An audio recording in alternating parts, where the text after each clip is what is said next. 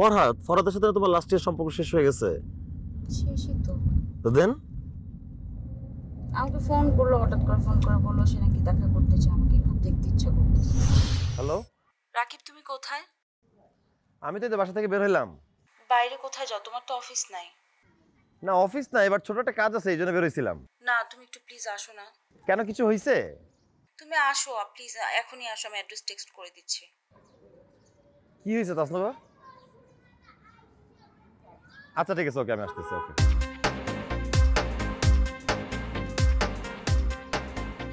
Hello Hamid ভাই, এই আপনি কি এলাকায় আছেন? এই যে টান দিয়ে একটু মোড়ের দিকে আসেন তো, আমি দাঁড়া আছি এখানে। ওকে ওকে ওকে ওকে ওকে।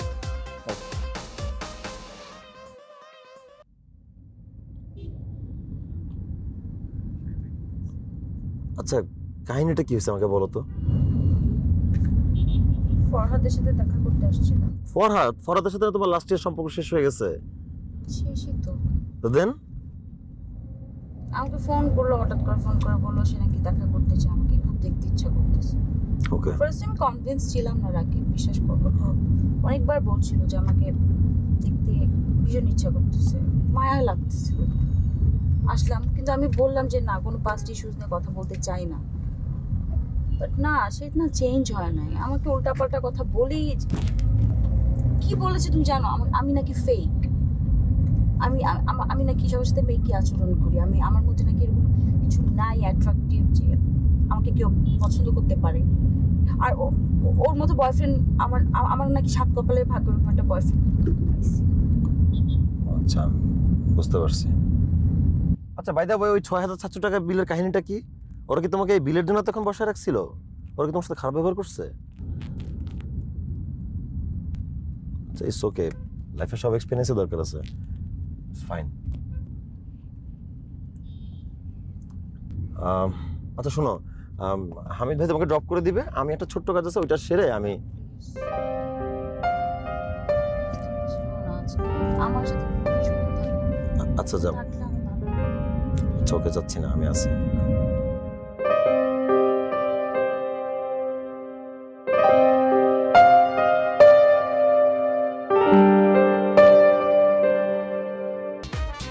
শহরের সব আলো ছেড়ে যখন ক্রমাগত অন্ধকার তোমাকে জাপটে ধরবে, যখন ঘরের কোনায় কোণঠাসা হয়ে তোমার দম বন্ধ লাগবে, ভয় নেই, নির্দ্বিধায় বারান্দায় এসো।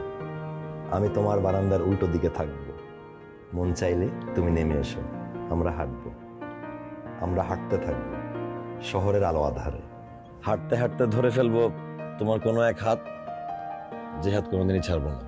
কি লাইভলি না ব্যাপারটা, মানে তোমার কবিতাটা মনে হলো যে তুমি আমার সামনে বসে পড়লা। এই যে তুমি ফিল করলে আমি আছি, আমি আছি। আচ্ছা একটু হোল্ড করো তো, জাস্ট টু সেকেন্ড। হ্যাঁ কি দাদু, আমি আর পারতাছি না। কি হয়েছে? তুই বুঝতেছিস না, শারমিন নাই, আমার একা একা লাগে, লনলি ফিল হয়। সারাদিন শারমিন শারমিন, মানে বিয়ে করছিস 2টা মাসও তো হয় নাই। তোর বাপ মা যদি তোকে জোর করে এটা বিয়ে না দিত, তোর এরকম বউ তোর ভাগ্যেও জুটতো না। কি ধরনের কথা কইতেছিস দাদু? ও তুই তো কবি, তোর তো জীবনে আমার মতন সুখ নাই, তুই বুঝবি কেমনি? তুই যদি বিয়ে করতি তাইলে এই সুখটা বুঝতি। অত সুখ আমার বোঝার টাইম নেই। তুই কালকে দুর্জয়ের বিয়ের সময় উকিল বাপ থাকবি, তারপর তুই তোর বউয়ের কাছে যাবি, ঠিক আছে? মানে মানে তোকে বিস্তারিত পরে বলতেছি। আমি এসবের মধ্যে নেই, অসম্ভব। তুই অবশ্যই এসবের মধ্যে থাকবি। জীবনও না দাদু, অবশ্যই তোকে থাকতে হবে, তোর বন্ধু হিসেবে দায়িত্ব কর্তব্য সবই পালন করতে হবে, তোকে থাকতে হবে। এই সরি হোল্ড করে রাখার জন্য।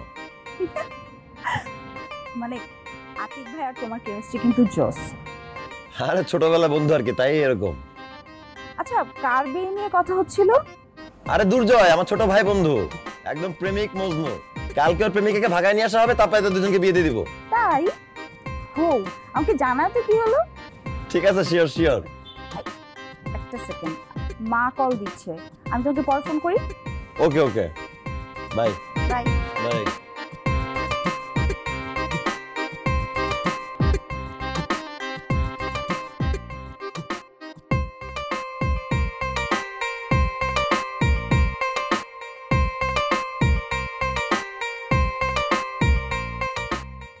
কি ব্যাপার, হঠাৎ ছাদে ডাকলা? এমনি তোমার কবিতা শোনার পর থেকে কেমন যেন একটু এলোমেলো লাগছিল, মনে হচ্ছিল তোমার সাথে সামনাসামনি কথা বলা উচিত, দেখা উচিত তোমাকে। আচ্ছা, চা কফি কিছু খাবে? না না, চা কফি কেন খাবো? আর এইখানে কিভাবে?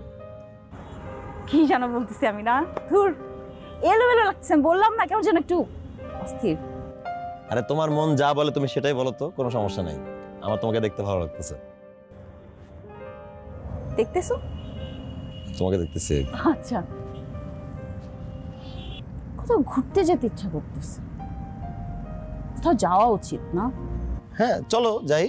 এখন না, মানে আমি তো এখন কিভাবে, আমরা প্ল্যান করে যাব পাহাড়ে অথবা সাগরে। হ্যাঁ শিওর, চলো, আমি তো রেডি সবসময়। Thank you. ওয়েলকাম।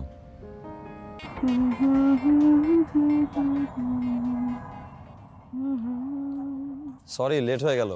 আরে একজনের তো কান্না থামাইতে থামাইতে অবস্থা কাহিল। দুর্জয়, ওর প্রেমিকাও আসে নাই, ওর বেচারার বিয়েও হয় নাই। সিরিয়াসলি? কান্দতেছে বসে, পরে বাসায় ম্যানেজ করে রাখলাম, কান্না থামছে, তারপর আসলাম। আহারে, এই যে তোমার জন্য এসেছি। তো সুইট কেন তুমি? টেস্ট করো। করছি। তোমার কালকে কোনো ইমার্জেন্সি কাজ আছে সেটা আগে বলো। তুমি বললে কোনো কাজ নেই। সত্যি? সিরিয়াসলি আমার কোনো কাজ নেই। আচ্ছা, তোমার একটা পরিচিত ড্রাইভার আছে না, ওই যে হামিদ ভাই, যাকে কল করলেই চলে আসে, ওনাকে একটু কালকে আসতে বলতে হবে। কোথায় যাবা?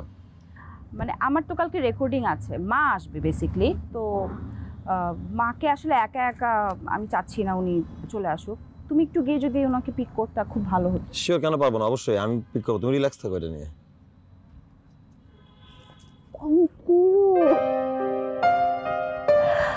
ঠিক আছে তুমি?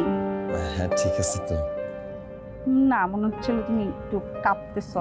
না না, আই এম ফাইন। ওকে, হ্যাঁ। তাহলে আমরা এখন পিৎজা টেস্ট করি, চলো। না না, আমি তো খেয়ে আসছি, আমি তোমার জন্য জাস্ট নিয়ে আসছিলাম। ওকে, তাহলে এটা আমি ডিনারে খাবো। Sure. Thank you. Welcome. Bye, good night. Bye, good night. হে খোদা, এই অস্থির সময়ে জীবনে আর কিছু চাই না। এই বারান্দা, ছাদ, বিল্ডিং জুড়ে যেভাবে দমকা হাওয়া আসে, সেভাবে তুমি আমার প্রেমটা হওয়ায় দাও। আমিন। বুকটা আসলে কাঁপতেছে।